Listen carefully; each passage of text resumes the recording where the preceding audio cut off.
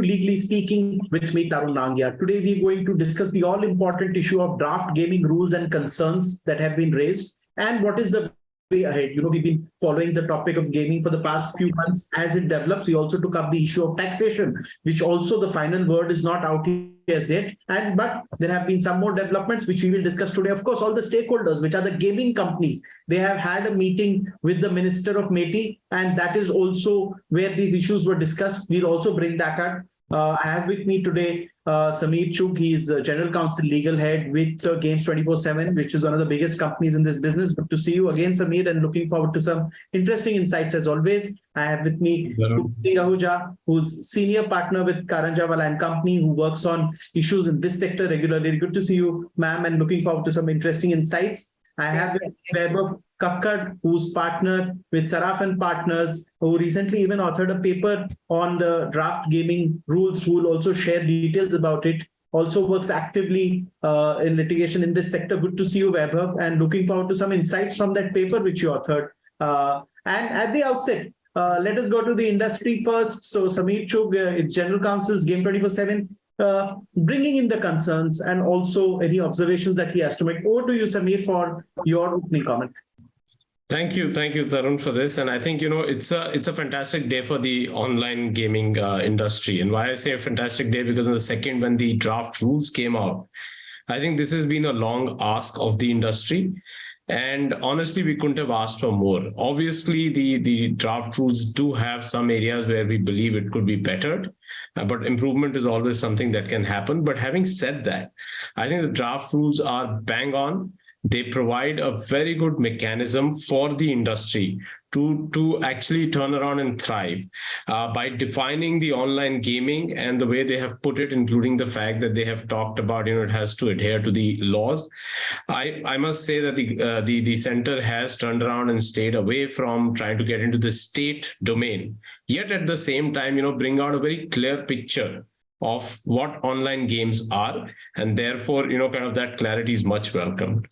I think the setting up of an SRB, as well as the fact that this entire thing is light touch regulations, is extremely, kind of welcomed and fantastic, as I said. The third thing, and I'm going to, kind of put this also, is that during the consultation, when we met with the minister, the honorable minister, and the two colleagues that he had over there, I think extremely receptive. So it gives us immense hope and kind of pleasure that there is a huge receptivity. They are looking at the right direction and clearly, kind of the right way to go ahead. So as I see this, some of the comments that have been put in, I think 2 or 3 big ticket items, what I would say, which, kind of they should really look at and think of is, one, they must put a grievance redressal mechanism. Right now, kind of the SRB is there, but then what happens if there's a dispute between the SRB or the OGI? And kind of that's one. The second piece is, I think the compliances, especially on the KYC, the compliance officer, the nodal officer, I think can be watered down a bit, because we are not really an intermediary that carries content of others and kind of which is really harmful in the public domain. This is a game. Ultimately, we do carry players' content for us to be an intermediary, but ultimately this is not financial data. This is not things which are very personal and sensitive that we have. So there, I think there can be some better things done. And I think the third piece is that where the SRBs come in, some do's and don'ts for the SRBs, some rules on the registration of the game, etc., I think would be very welcome to give that much needed clarity. Thanks so much for the insights in your opening comment, especially on KYC. We'll delve in a bit later. I'll go to Vaibhav. You authored a paper on this topic. If you could get me 4 or 5 insights from the paper before we move ahead and open up the discussion. Thanks, Tarun, for having me over. I totally agree with Sameer. First of all, full marks and kudos to the government to have sort of stepped in. This was a long-standing demand of the real money gaming industry, as well as other gaming operators, that the central government would need to step in because of the multiplicity of laws and different stakeholders in different states reacting differently. It was much needed that the central government should step in, try and exercise and create some sort of a framework around which gaming companies can further flourish. as was the avowed objective of the Honorable Prime Minister as well. And full credit to the government to have actually thought and moved quite quickly and swiftly on this. And so therefore, we as practitioners, and clearly you heard Samir and the rest of the industry is extremely welcoming of this change. It's massively positive. And wherever the government deserves credit, on this one, the less one says, nothing will suffice to sort of justify that credit that the government deserves for this. The draft rules, of course, come up with a very interesting framework. These rules are being issued. The proposed draft rules are under the IT Act, which regulates online intermediaries, and they are coming up with another, a sub sort of set under the intermediaries rules, where gaming intermediaries will be specifically regulated. And as Samir mentioned, essentially only real money games where there's an expectation of winning and where you make a deposit. So free games will not get regulated. And these games will get regulated, and essentially there's a mechanism, long-standing demand of the government, of the industry, I beg your pardon, was a self-regulatory framework, where essentially the SRBs, the self-regulatory bodies, will have to give a valid registration number to each game and to the gaming company.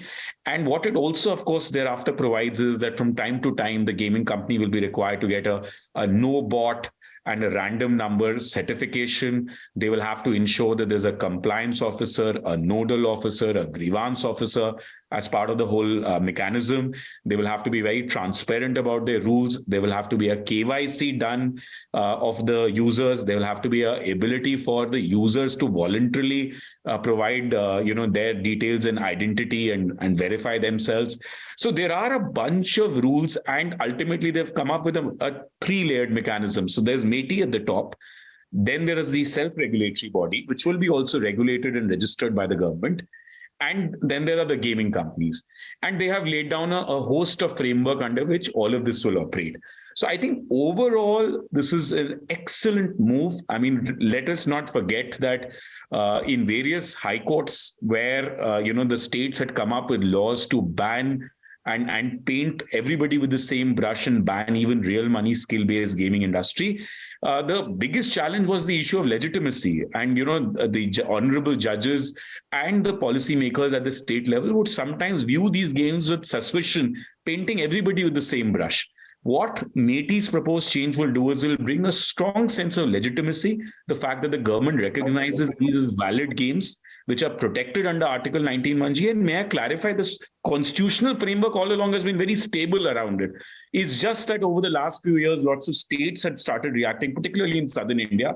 In that backdrop, a huge welcome step from the government. And as Samir mentioned, there are some nuances, there are some issues that need to be corrected, as is there with every piece of legislation that the government or the lawmakers propose. We can discuss that during the course of the show, but this is my opening comment for your benefit. Thanks for that, explaining your paper which you wrote on this. I'll go to Ma'am Ruby Singh Ahuja. You've been involved in litigation on this issue from a long time. You've seen what had happened in Karnataka and other states.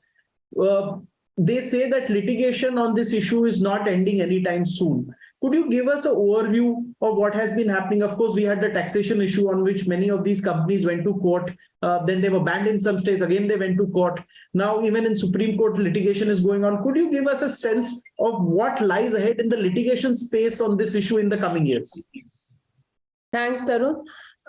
Yes, as you know, the litigation which has been going on is that there are certain states in southern part of India who have been trying to categorize all these games as gambling, and has been, various legislations which have come banning these, and then those legislations have been struck down by the high courts and matters are pending before the Supreme Court.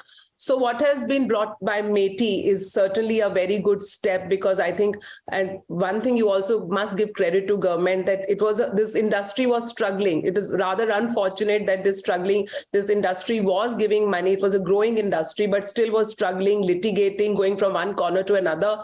And now you have at least somebody, government has come up with a very cooperative attitude towards the industry and to help with their problems. But unfortunately, I also must say here as a litigator, I don't think so. Their problems in courts will end with this. There are self-regulation mechanism. There will be KYC. User will identify itself. You will know the phone number and all that. But the core question which the industry has to face time and again, unfortunately, I again reiterate, is that whether it is gambling, whether it is gaming, that won't go much. That will still stay for them. Of course, these rules, they will rely upon them in court and say that it is a legitimacy recognition by the government. Central has come up with these regulations. So how can it be gambling? But till that time, I think I said it earlier in one of your shows, the Supreme Court, comes once for all, closes this issue and says that it cannot be opened. I mean, again and again, only then I think the legislative fight for these companies will end. It is an unfortunate situation, but I think the Delhi abhi dur hai. So there's still time before we see the end of the day on the litigation on this. Interesting. I'll come back to you on the litigation aspect. I'll go to Samir. Samir, he speaks of self-regulatory body. Any inputs on that of what do you expect this to be? Because when you self-regulate, how will you say that what game per se is a game of skill or it's gambling? Because every company that self-registers will say what we are doing is a game of skill. Do you think there needs to be some parameters laid down so that issue can be addressed? Absolutely, Tarun. I think that is one of the key issues that ought to be addressed. And clearly, as I said, there has to be every self-regulating body will have to put down or list down what I would typically call as qualitative and quantitative parameters. I mean, there has to be a set of parameters that will be given on a quantitative and a qualitative basis, which should be as I would say, the minimum criteria for any game to be registered. If you see what the self-regulating body is required to do is that it is also supposed to turn around and give registration. One, it needs to, of course, register members. Two, they need to register games, which means that every single game that an operator provides or an OGI provides will need to be registered. Now, clearly, it cannot be a situation where the standards or the parameters are different, because a game of skill has to be measured on a certain base parameters. And if those base parameters are not really standard across all SRBs, because it's not going to be as if it's just one SRB today. There are going to be, many SRBs, at least to start with, or the self-regulating bodies, as we call it.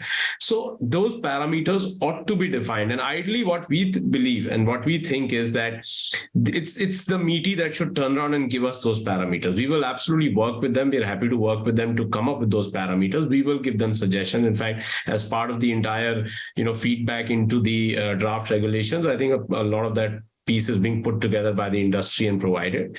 But these are required. Absence of which you are again looking for litigations in this space where different companies will come and say, no, I am a game of skill, even they may fall in gambling. It will turn around and also in a way reduce the authenticity or the base or the, principle of what is a game of skill, which also means that, the point that Ruby was talking about, that eventually this has to get into the court. A lot of those things will again come back and muddy the water. So from an SRB perspective, qualitative, quantitative, parameters to define what that game is, and therefore how the registration, first to what the registration can be given and how the registration is given also as a process ought to be laid down. That is extremely critical. Point you've raised. So I'll take this to Weber. Weber, if the registration takes 7 months, where I'm applying and my approval takes time, in that very time, if somebody knows that this game is applied, that other company might want to develop a similar kind of game. I'm just guesstimating because you've seen these kind of issues in other countries. No, I'm sorry. That is one point. Point number two, KYC itself. When you get people to do too much of registration, it also means that they dump the idea of gaming. They say, no, it's just too much of, I'm giving my Aadhaar number, this data, that data. It's as if I'm applying for some college or school to get admitted. So, the easy influence of logging in. What do you think on that? Yeah, I think you've raised absolutely valid concerns. I mean, just so far as the issue of pre-registration is concerned, Samir can come in here, but my understanding is that this was a issue also raised by the industry in the consultation, because ultimately each game and the IP behind it and the USP is the first mover advantage. And, SRBs by their very nature are going to have constituent members who are all gaming companies and competitors. So I think there is, a suggestion that has been made, and it is for the MeitY to consider, and is going to be made by the industry, that perhaps you don't require a pre-registration of the game. Some sort of a voluntary declaration can be made, like a self-declaration.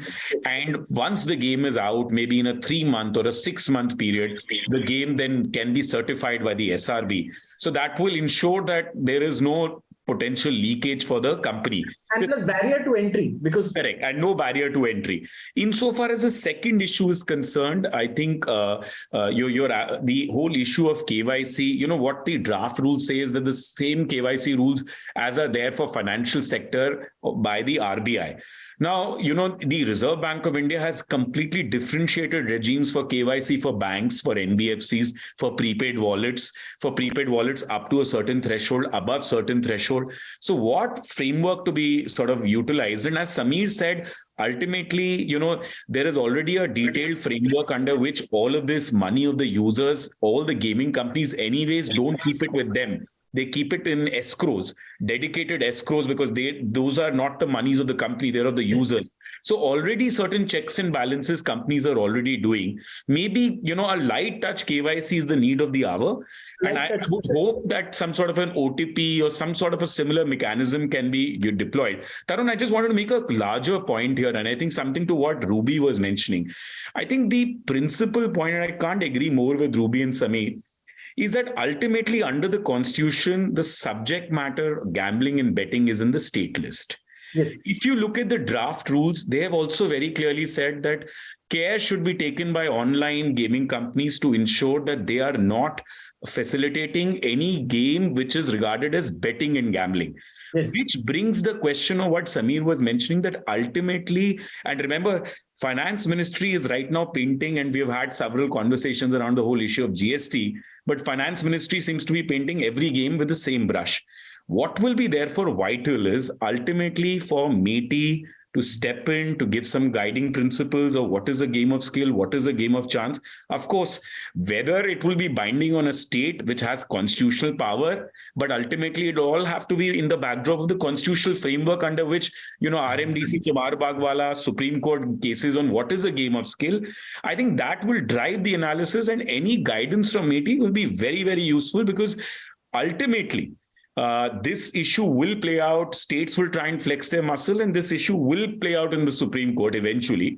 And therefore, to the sooner central government steps in to give some clarity on a game of skill versus game of chance, will go a long way in helping companies even grow much faster from here. Very important point. I'll take you to Ma'am Ruby Ahuja from Karanjawala and Partner Company. See, if a game has been classified as a gambling betting, this company has already been funded $5 billion. They go to the courts asking that we are a game of skill and we will demonstrate it to the court why. And if there are 100 companies and 50 are litigating, A, they waste all their money in litigation. Secondly, even if they win, the value of time is lost. I mean, you lose a lot of time. Could you reflect on that? Because that lacuna in what are the gaming draft rules is that you leave the authority to decide will also lead to a lot of litigation. Don't you think so, that it leads to a lot of litigation automatically? Exactly, Tarun. That's why I belong to that school of thought which believes that the prior certification or prior registration or, like an advanced ruling on income tax is important, because don't forget that any company, any entity puts a lot of money and power, human resources, effort into it. Now to say that the game will be leaked or the method will be leaked and you lose the first mover advantage, be that be that it, like that, doesn't matter. Because once you stop the game, once the business has started, after all, it's a business also. We can't forget that. And you stop it midway, you send, somebody will send you a notice at 10 o'clock at night, and Sameer Chugh has to sit in a law firm and tell them, please file a writ petition within 2 days, fly 30 lawyers. Why? I mean, why can't there be some certainty? So I believe that, the government should come up with a mechanism. You cannot now sit like an ostrich and say this industry is here to stay. First of all, government knows that, and government has to be very cautious of that. If this industry has to stay, we have to go 4 steps forward to help them. The self-registration regulation is one way, but you must give them a registration, so that they know where they stand. So you are picking up funding from abroad, you are picking up funding from various other sources. Why should your business stop midway? I am not in favor of that. I believe that the certification must happen. And once it is certified, the rules must say, then whether it is center, whether it is state, then it can't happen that one police officer can knock your door and say, gee, this is gambling happening. Then that should be the end. This will help the industry. There is no other way to help this industry. You see for yourself, it's almost 5 years they are struggling with this. Yeah. So basically what you're saying again, that if some startup wants to start, they must start gaming, and later the whole processes can be on, because any company on its own will not cheat, because they are in the business for the long run. That is what you're saying. I'm not. No, I'm saying before they start, you give them a certificate and then don't stop them.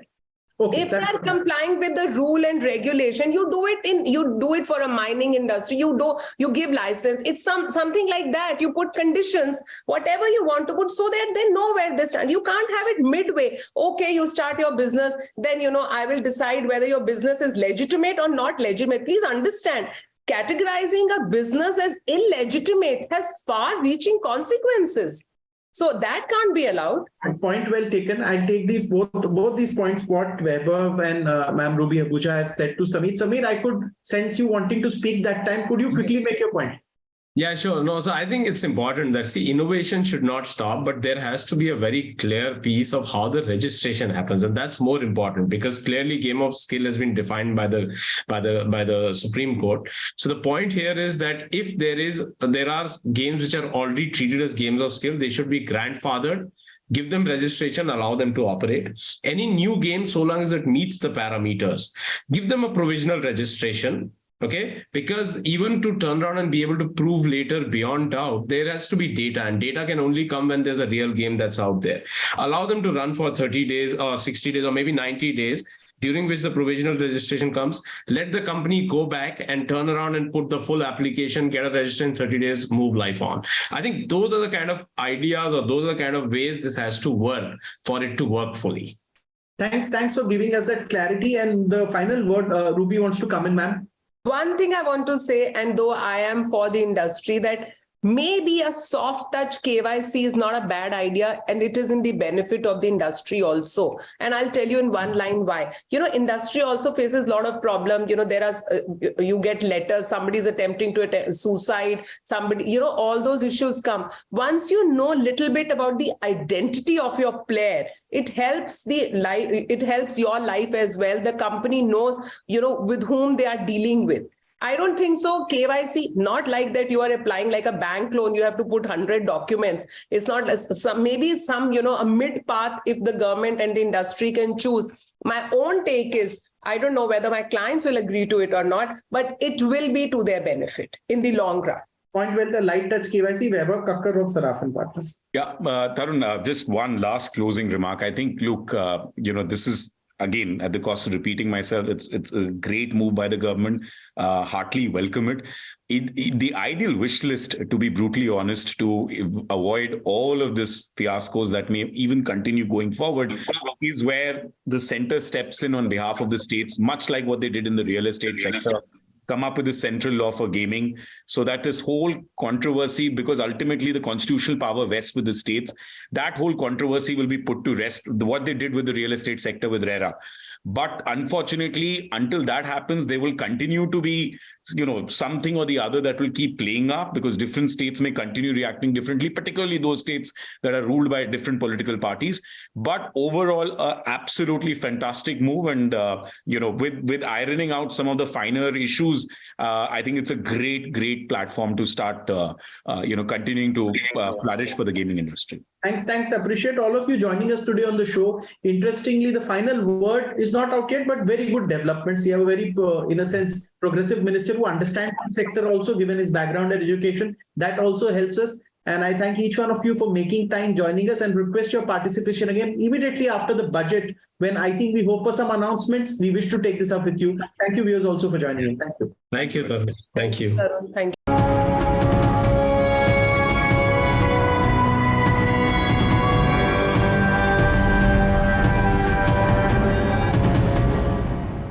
For more such videos, subscribe to the NewsX YouTube channel, hit the bell icon.